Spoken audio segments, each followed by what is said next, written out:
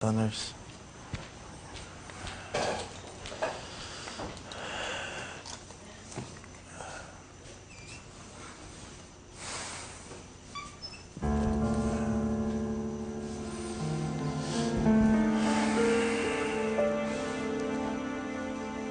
Kumusta, Cardo?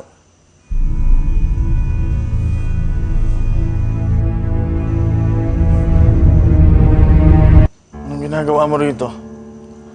Lumabas ka! Lumabas! Para naman yatang mainit ulo mo sa akin. Huwag ka na magkunwari, Chito. Umamin na sa akin si Flora sa namamagitan sa inyo. Hindi ka na nahiya. Unang biniktima mo yung kapatid ko, ngayon naman yung asawa ko. Yun ba? Ano magagawa ko? Yami kasi yung mag-anak ko eh. Bastos ka! Tigilan mo na yung asawa ko! Wala kang mapapala kay Flora. Nangako siya sa akin na hindi niya ako lulukohin. Alam mo ba, mas pinatibay niya kami sa ginawa mo? Talaga lang, ha? Matibay kayo, ha? Eh, paano kung sabihin ko sa'yo na hindi lang yun yung kalokohang ginawa sa'yo ni Flora? Ha?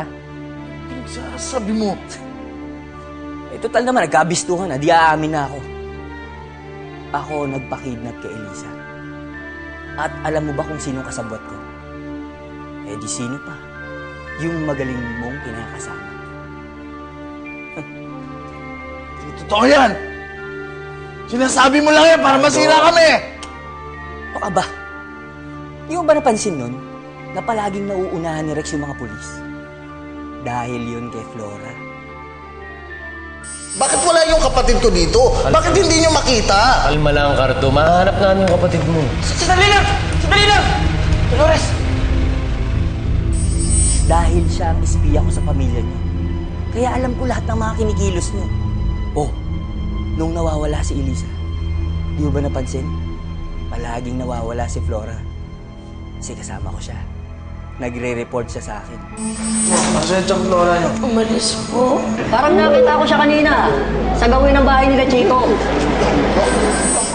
Wala ka bang napansing ransom dun sa mga gamit niya? Mga 50 mil. Yun yung parte niya dun sa 2 milyong ransom kay Elisa. Sabi mo wala kang pera. Bakit ang dami nito?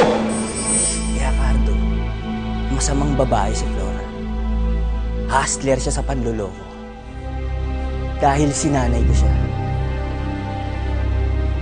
Kaya tanggapin mo na, pare. Nakapangasawa ka ng demonyong katulad ko.